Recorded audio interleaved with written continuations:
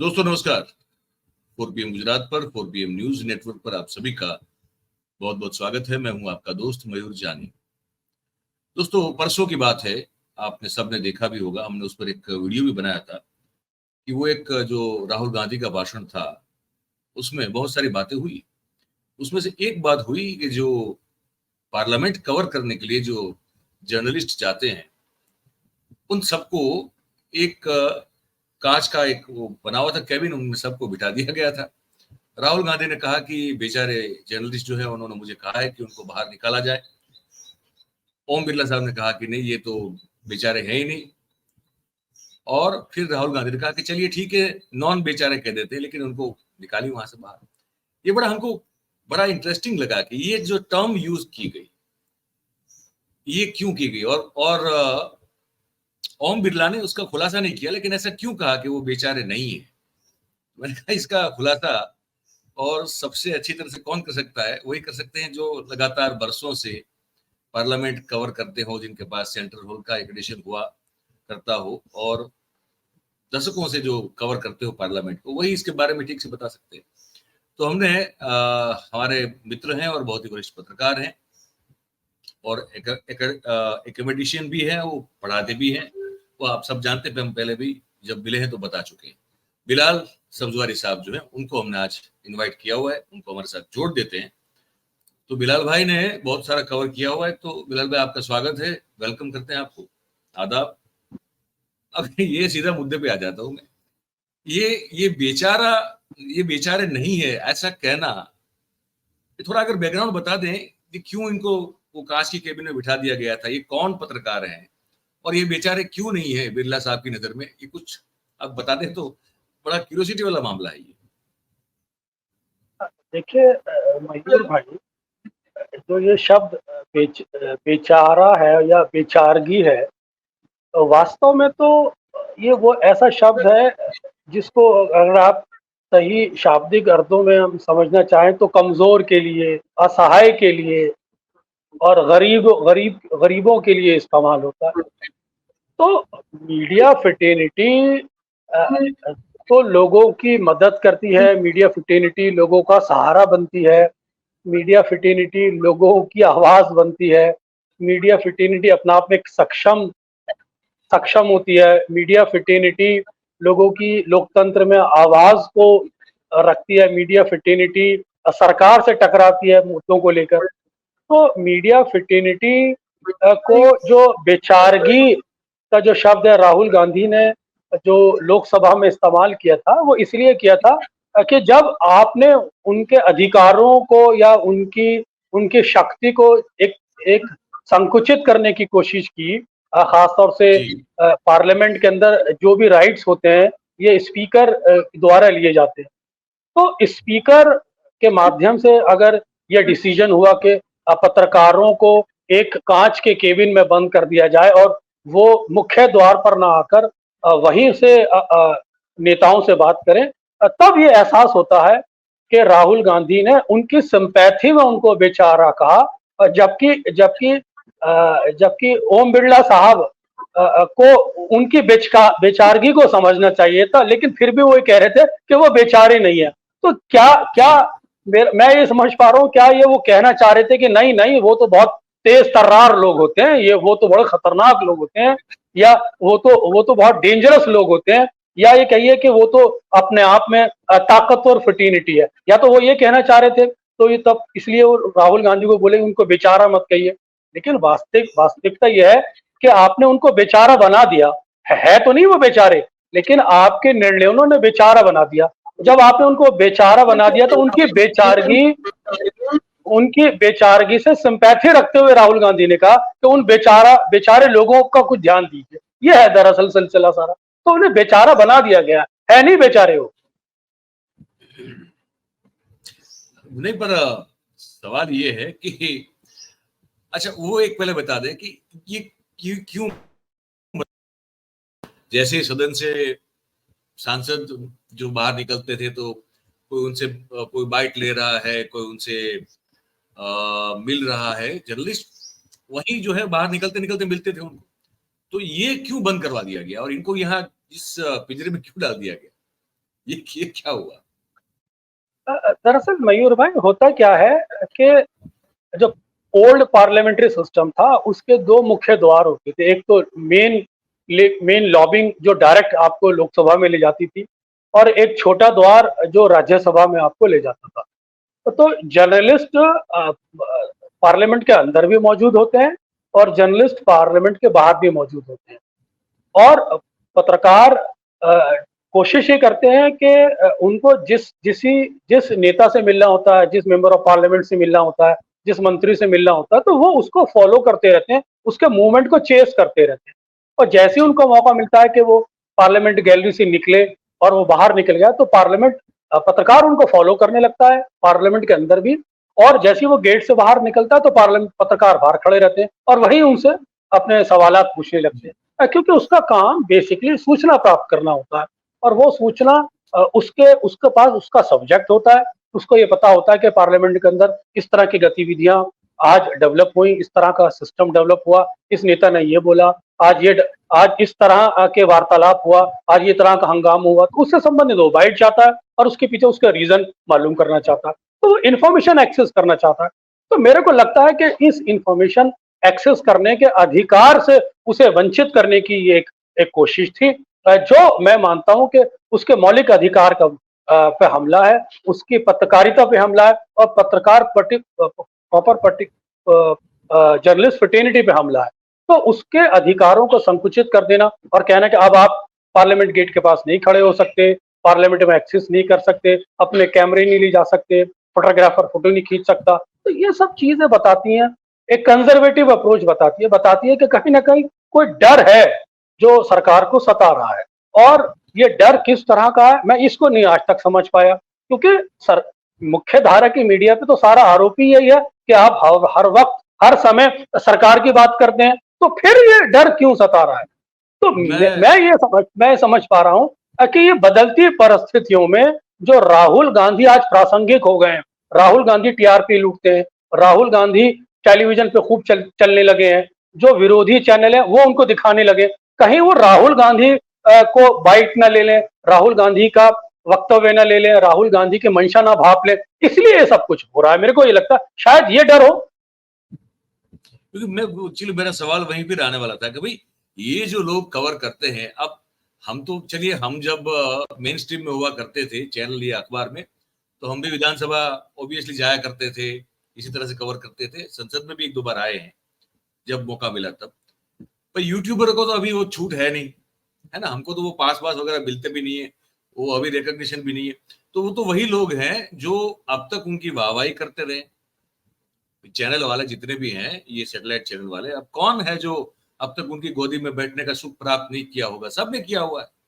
वो अखबार के जो लोग हैं ज्यादातर, वो भी जो है बेचारे वही है, गोदी सुख को प्राप्त किए हुए लोग हैं।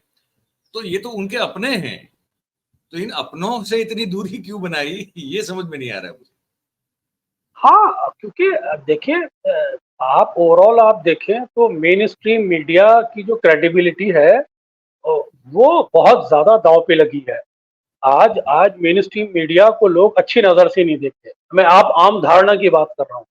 और आप देखते होंगे कि मेन स्ट्रीम मीडिया की जो टीआरपी है वो भी बहुत घट गई है। इसी की वजह है कि आज सोशल मीडिया प्रासंगिक हो गया है, लोग देखना पसंद करते हैं, क्योंकि टेलीविजन डिबेट्स में लोग झगड़े देखना पसंद नहीं करते। लोग ये नहीं चाहते कि एक दूसरे पे इल्जामबाजी हो, बिना किसी सब्जेक्ट या बिना किसी उद्देश्य के आप एक एक दो दो घंटे डिबेट कराएं, धार्मिक मुद्दों पर डिबेट कराएं, समाज का वातावरण खराब करें, इसका परिवारों पर गलत प्रभाव पड़ता है। आदमी एक नेगेटिव मानसिकता से घिर जाता है, परिवारों के अंदर एक टेंशन या कलह महसूस होती है, एक पड़ोसी दूसरे पड़ोसी के साथ अनकंफर्टेबल फील करता है अगर वो एक दूसरे दूसरी जाति का, दूसरे मजहब का है। तो ये चैनल ये कर रहे थे, और जिसके चलते इन चैनल्स की क्रेडिबिलिटी दांव पे लगी हुई थी। लेकिन बदकिस्मती ये है कि इन चैनलों के मालिकों ने इस प्रोफेशन को दांव पे लगाया।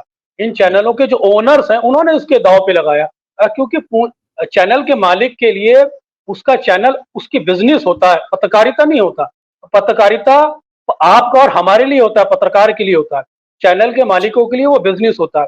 लेकिन वो अपने पूंजी के उद्देश्यों के लिए जब किसी प्रोफेशन की एथिक्स को, उसके नॉर्म्स को, उसके उद्देश्यों को, उसकी परंपरा को, उसके अस्तित्व को दांव पे लगाता है, तो ये सब चीज घटती है और उसका एक फेस वैल्यू खत्म होती है और उसका ऑल्टरनेटिव जो सिस्टम है वो डेवलप होकर आता है, उसका सम्मान होता है। ये सब घट रहा है, लेकिन असली बात यह है कि राहुल गांधी ने अडानी और अंबानी को भी, जो बहुत कई बड़े मीडिया चैनल्स के ओनर्स हैं, उनको दाव पे, उनको टारगेट पे ले रखा है। और राहुल गांधी पत्रकार बिरादरी के साथ सिंपैथी रखते हैं, ओनर के साथ सिंपैथी नहीं रखते। ये है राहुल गांधी की सोच।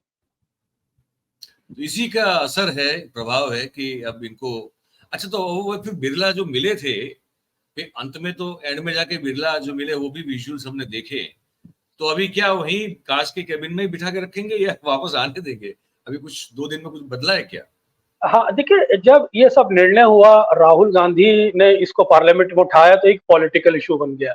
उसके बाद प्रेस काउंसिल ऑफ इंडिया और आपका प्रेस क्लब, इन सबके पत्रकारों ने इसका विरोध दिया, मेमोरेंडम दिए, प्रेस कॉन्फ्रेंसिस की, इससे संबंधित बाइट दी और बताया कि पत्रकारिता की जो सुंदरता है, उसके अधिकारों पर हमला है, सरकार डर रही है। तब जाके स्पीकर ने पत्रकार फ्रेटर्निटी को बुलाया और उस व्यवस्था को दोबारा कायम कर दिया। लेकिन जो हमला था, जो डैमेज था, वो तो कर ही दिया उन्होंने। हाँ, क्योंकि मुझे भी याद आता है गुजरात में तो हमारा वर्षों से बंद हो गया था। हमारे वहां तब से बंद हुआ जब मोदी साहब मुख्यमंत्री थे और 2 विधायक, हम लोग तो पत्रकार बिरधा में, मतलब जो गैलरी होती वहां पे बैठे थे। उस समय क्या था कि जो टेलीविजन चैनल के कैमरामैन जो होते थे, उसको भी सदन में दूसरे माले पे, जहां से एंट्री होती है विधानसभा प्रेक्षक दीर्घा में या तो पत्रकार दीर्घा में, वहां जो हम लोग पास वाले जो थे वो चले जाते थे और कैमरा पर्सन जो है उसी फ्लोर पे उनको 2 कमरे दिए गए थे।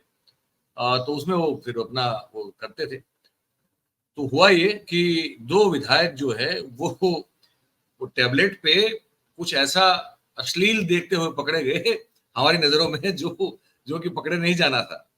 तो हमने पकड़ लिया, तो हमारे वहां हमें अच्छी तरह याद है, वो एपिसोड बहुत वायरल हुआ था, उसकी जी। क्लिप्स बहुत वायरल हुई थी। और गुजरात विधानसभा भी के अंदर जो विधायक होते हैं वो किस तरह का कंटेंट देखते हैं, उसको लेकर बड़े प्रश्न उठे। हाँ, तो अब वो ऐसा हुआ कि भाई वो अखबारों में छप भी गया, वो क्लिप चैनलों में वायरल भी हुआ कि इस तरह से ये 2 महानुभाव देख रहे हैं भारतीय जनता पार्टी के। उसका परिणाम ये हुआ कि एक जांच समिति बिठाई गई, इससे कुछ, फिर उसके बाद तो आप जानते कुछ होता नहीं है, तो उसमें तो कुछ हुआ नहीं।